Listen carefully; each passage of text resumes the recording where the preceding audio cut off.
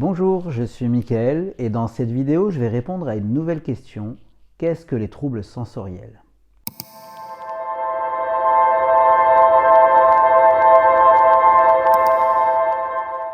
Cette vidéo est plus longue que la précédente. Elle est plus longue parce que j'ai essayé d'être le plus précis possible dans ma vulgarisation. La question des troubles sensoriels est un sujet très intéressant. En même temps, c'est logique que je trouve ça passionnant. Vous imaginez si je commençais la vidéo comme ça? Salut les loulous, aujourd'hui je vais vous parler des troubles sensoriels, un sujet pas foufou. Allez, c'est parti mon kiki. Oui mais non, c'est pas possible. D'autant que c'est vraiment intéressant, et pas que chez les personnes avec des troubles du spectre de l'autisme, mais aussi parce que la plupart des points que je vais aborder aujourd'hui s'appliquent à tellement d'autres profils. Mais d'abord, pour répondre à la question qu'est-ce que c'est que les troubles sensoriels, il faut que l'on sache ce qu'est le sensoriel, avant de voir comment il est impacté chez les personnes avec des troubles du spectre de l'autisme. Parce que oui, on va parler de ces troubles chez les autistes, parce que l'aspect sensoriel est quelque peu altéré chez eux. Mais ces troubles ne sont pas l'apanage des autistes. On peut les retrouver plus ou moins fréquemment et de manière plus ou moins prononcée chez des personnes avec d'autres types de troubles, comme par exemple les personnes atteintes de TDAH, troubles déficit de l'attention, avec ou sans hyperactivité. Alors on le sait, le sensoriel c'est lié à nos sens. Bon, tout le monde le sait, alors évidemment je ne vais pas revenir dessus et expliquer ce que sont les sens. Nous avons la vue.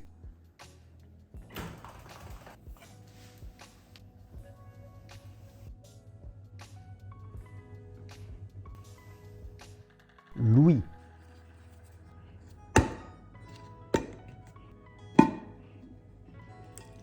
L'odorat. Le toucher.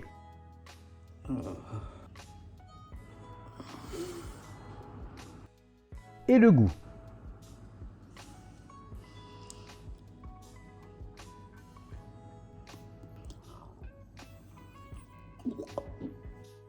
Voilà donc nos 5 sens. Mais il en manque. Dans les perceptions sensorielles, on ne parle pas de 5 sens, mais bien de 7. Donc, il en manque 3.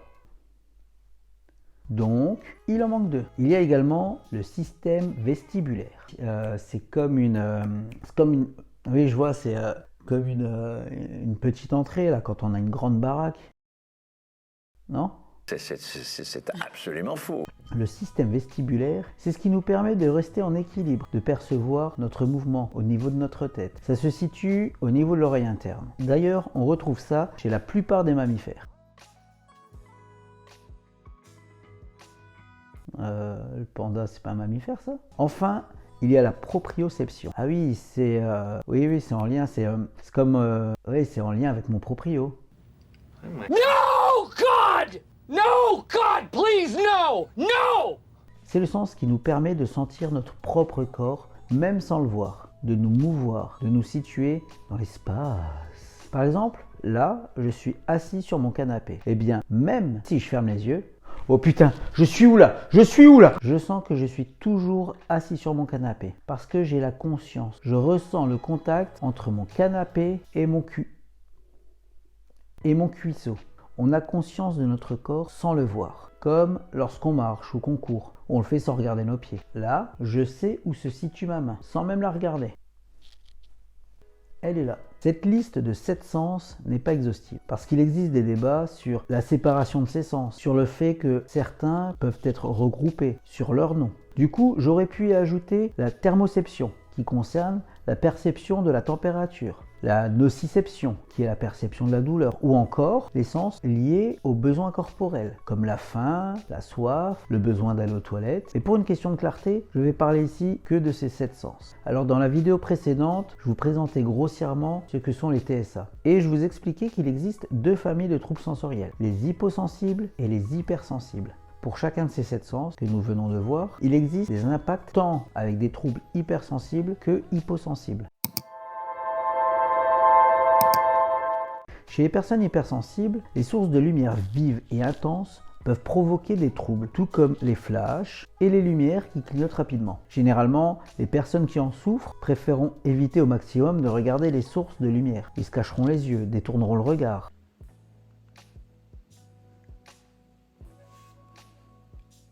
Une personne hypersensible à la lumière va avoir beaucoup de difficultés à se concentrer lorsqu'il sera exposé. Mais bon, il n'est pas rare de voir des personnes avec des troubles sensoriels rechercher les sources de lumière forte. Le but est de stimuler intensivement leurs sens. Il existe des démarches pour adapter l'environnement. Par exemple, certains magasins utilisent une lumière tamisée pendant certaines heures de certains jours. Ça permet aux personnes avec des troubles du spectre de l'autisme d'accéder plus sereinement à leurs enseignes. Dans les structures où j'ai travaillé, on réduisait l'éclairage, que ce soit en diminuant le nombre de sources lumineuses ou encore en choisissant des puissances plus faibles. Il y a également la solution des lunettes tamisées. Alors, chez les personnes hyposensibles, les troubles se manifestent d'une manière drastiquement opposée. Elles vont souvent être à la recherche de sources lumineuses fortes, notamment des lumières clignotantes. Les néons, ce sont des sources de lumière qui peuvent être problématiques pour les hypersensibles et recherchés par les hyposensibles. Parce que oui, les néons génèrent une lumière vive, très claire, et en plus, ils émettent un clignotement. Il est difficilement perceptible, mais il est bien là. Certaines personnes avec des troubles hyposensibles qui vont être à la recherche de stimulation sensorielle vont agiter leurs doigts ou des objets devant leurs yeux pour créer un clignotement rapide. Le but, c'est de stimuler intensivement leurs sens. A l'inverse des personnes hypersensibles, il est conseillé d'utiliser des lumières à forte intensité, du mobilier ou du matériel avec des couleurs qui ressortent. Une personne avec une hypersensibilité auditive peut le manifester de différentes manières, que ce soit le fait d'être un dormeur léger, d'être effrayé et ou extrêmement gêné par des bruits forts, ou encore d'être distrait par des sons faibles. La personne hypersensible peut être gênée par des bruits forts, mais pas tant parce que le bruit est à proprement parler fort, mais aussi parce que la personne hypersensible reçoit plus d'informations sonores. Il est conseillé d'offrir un environnement calme et serein pour les personnes avec une hypersensibilité auditive. Dans certains cas, c'est clairement difficile, voire impossible de leur offrir ce type d'environnement, comme notamment dans le cadre scolaire.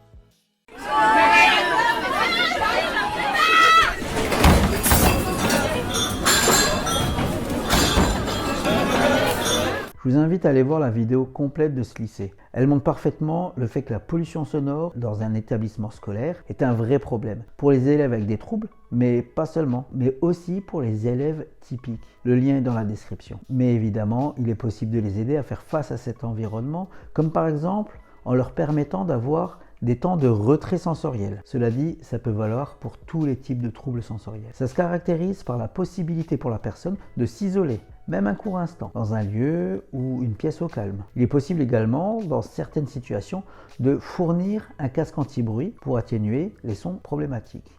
Une personne hyposensible auditivement va être à la recherche de vibrations, de musique forte. Elle va être à la recherche d'environnements bruyants, allant jusqu'à provoquer des situations générant un environnement bruyant, que ce soit en tapant sur des objets ou des meubles, ou encore en faisant des vocalises très bruyantes qu'il peut essayer de faire très fortement dans ses oreilles.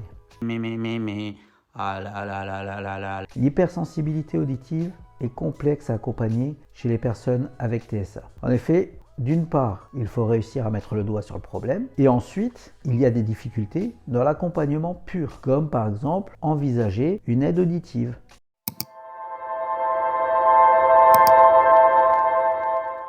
Les personnes hypersensibles aux odeurs vont être ennuyées par les odeurs prononcées, comme les odeurs de cuisine.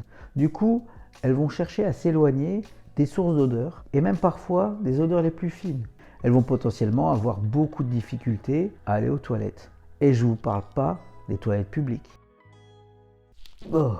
Comme pour le point précédent, l'idée d'un retrait sensoriel permet à la personne d'adapter et de limiter son accès à l'environnement et de ne pas trop le subir. Évidemment, il est toujours conseillé d'essayer de déterminer quelles odeurs sont les plus susceptibles de déclencher des troubles.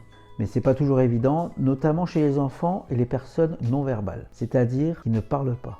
Chez les personnes hyposensibles aux odeurs, c'est un tout autre fonctionnement. En effet, elles vont être beaucoup plus susceptibles d'être à la recherche d'odeurs, et les plus fortes, les plus prononcées sont favorisées. Elles peuvent donc sentir leur propre odeur, renifler les autres, elles vont aimer les odeurs fortes, ou parfois elles ne semblent pas les remarquer. Une personne hyposensible aux odeurs ne se retrouvera pas forcément confrontée à des difficultés dans la vie quotidienne.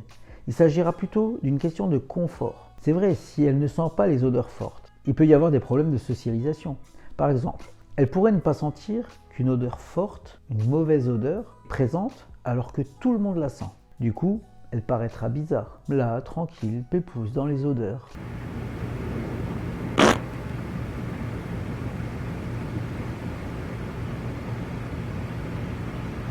Ou encore, elle pourrait ne pas remarquer qu'elle-même dégage une forte odeur, là, tranquille, pépouze dans ses odeurs.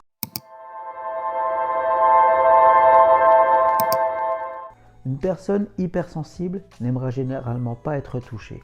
Elle va aussi avoir des difficultés à prendre une douche, pas par manque d'hygiène, mais à cause du jet de la douche sur le corps. Pour le brossage de dents, c'est le même problème. Et ne pensez même pas utiliser une brosse à dents électrique. Les personnes hypersensibles au toucher peuvent également être très sensibles aux changements de température, à la douleur, aux textures de certains aliments et à certains vêtements et aux étiquettes de ces vêtements.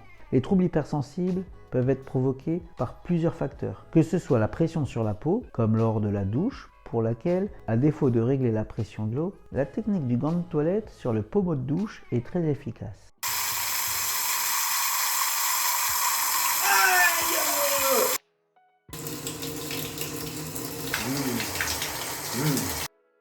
Ou encore les vêtements et leurs étiquettes. Il existe des tissus plus facilement acceptés comme les vêtements de sport, les vêtements plus légers, mais parfois il s'agit d'une couture ou d'une étiquette qui gêne.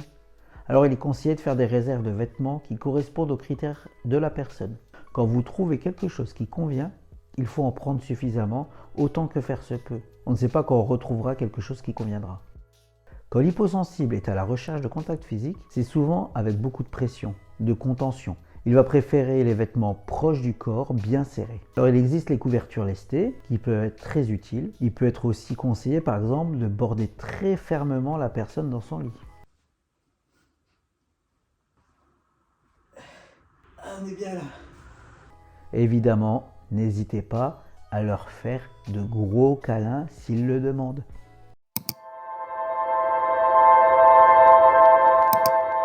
Une hypersensibilité au goût peut se traduire par une alimentation très sélective, avec des difficultés à introduire de nouveaux aliments, comme notamment des saveurs très prononcées. Les personnes hypersensibles au goût vont préférer des aliments plus fades, peuvent aussi être facilement sujets à des vomissements, des réflexes nauséeux. Il est très important de bien accompagner une personne hypersensible au goût, parce qu'elle peut provoquer une carence alimentaire, voire même de la malnutrition.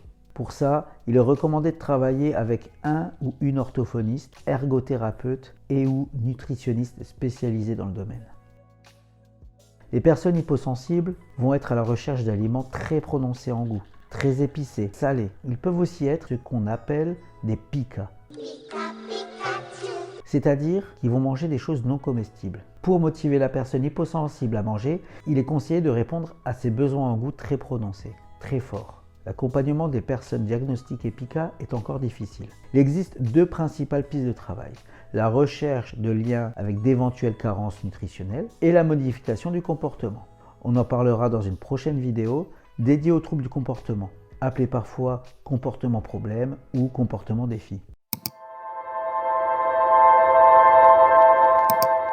Pour rappel, le système vestibulaire est en lien avec notre oreille interne. C'est ce qui nous permet de trouver notre équilibre. Une personne hypersensible au niveau du système vestibulaire peut avoir par exemple peur des mouvements autour de lui, peur de tomber, il va avoir des difficultés à trouver son équilibre, notamment sur des surfaces instables. La solution pour aider les personnes avec un système vestibulaire hypersensible serait de leur donner des points de stabilité, comme par exemple pour des temps à table ou au bureau, le fait de mettre des supports sous leurs pieds lorsqu'ils sont assis, ou encore le fait de faire du renforcement des muscles de l'équilibre et un travail sur la coordination. Évidemment, il est fortement conseillé de voir un ORL pour faire une évaluation complète. L'hyposensibilité vestibulaire va provoquer chez la personne un besoin d'être toujours en mouvement, que ce soit pour tourner en rond, pour sauter ou encore se balancer très fréquemment. Il est intéressant de pouvoir proposer des temps de décharge sensorielle pour les personnes avec une hyposensibilité au système vestibulaire. Il pourra utiliser par exemple une toupie géante, un ballon sauteur, un trampoline, une balançoire, des manèges, etc., etc., etc.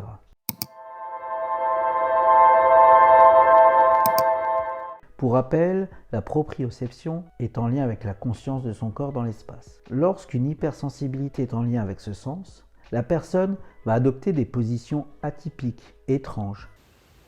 Rien à voir. Elle peut également avoir des difficultés à saisir de petits objets ou encore marcher sur la pointe des pieds. Pour une personne hypersensible, les petits ateliers de décharge sensorielle peuvent être intéressants. Elle pourra manipuler des objets, sauter sur un trampoline, malaxer des matières ou encore faire des parcours de motricité. Je mets en description un article dédié aux différentes pistes de travail pour les troubles de la proprioception. Une personne hyposensible va présenter une faible tonicité musculaire. Elle va avoir tendance à se cogner facilement. Elle peut grincer des dents, mordre des objets, ses habits. Tout comme pour les hypersensibles, une personne hyposensible pourra bénéficier d'ateliers durant lesquels elle pourra mâchouiller des objets, faire des activités d'imitation motrice, de motricité fine ou encore des temps de rangement comme ranger des jouets ou des livres plus ou moins lourds à ramasser, déplacer, reposer. Pour ces différents sens, je vous ai parlé des troubles sensoriels, comment ils se manifestent, ce que l'on peut faire pour adapter l'environnement, mais il faut savoir que chacun de ces points a un impact sur la personne. Elle ne fait pas que le vivre, elle le subit. Si elle est capable d'exprimer son trouble, c'est une bonne chose. Mais certaines personnes n'en sont pas capables, pour diverses raisons. Et ça peut conduire à des troubles du comportement, plus communément appelés des crises. Si je devais définir ici en 2 mots les troubles du comportement, je dirais que c'est une réponse socialement inadaptée à un stimuli incompris ou à une frustration. Je ferai une vidéo dédiée aux troubles du comportement. Le sujet est bien trop complexe pour en parler ici en aparté. Lorsqu'on fait le point sur les différents sens et leurs caractéristiques dans les troubles hyposensibles et hypersensibles, on se rend vite compte que l'accompagnement de profils différents en un même lieu peut être très difficile, pour ne pas dire impossible. C'est vrai, si une structure accueille un jeune qui s'avère être hypersensible, par exemple à la lumière, mais que dans ce même établissement, il y a un jeune hyposensible à la lumière, comment est-ce qu'on fait? Il s'avère qu'il existe des solutions. C'est du travail, de l'organisation, mais c'est possible. Par exemple, en adaptant des postes de travail individuels qui permettraient de prendre en compte les particularités de chacun. Ou encore, dans les lieux communs, en optant, pour l'exemple des sensibilités à la vue, pour des lumières neutres, mais avec du mobilier contrasté. Évidemment, cet entre-deux n'est pas toujours possible.